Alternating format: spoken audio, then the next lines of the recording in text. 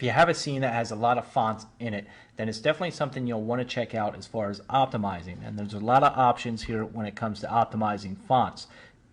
So I'm just going to come into my scene tree here. I have a font kind of as an inheritable images here. So what we can check out first is if we come into the font editor, we first of all have this type. We have a type called geometry, and we also have a texture.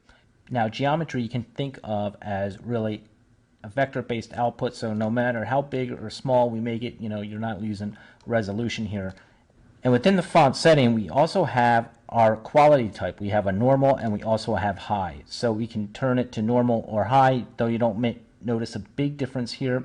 It may or may not, depending on what font you're using, how big it is, and stuff like that. We also have this thing called detail. It's set to auto by default. So we can also change it to 1, 2, 3, 4, 5, and 6. And you can see when we take it down to 6, how it affects our O here, and it affects the S too. It's not as smooth. However, the 6 setting is the best setting as far as optimizing or making the render time optimal. If we take it back up to 1, you can see that it smooths out this O a little bit, but it also means that there's more corners or more vectors to render it here. So it's, even though it is more smooth, it's going to eat up a little bit more render time.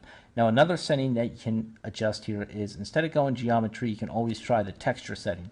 You can see that when we change it to texture, it basically changes into a texture setting here.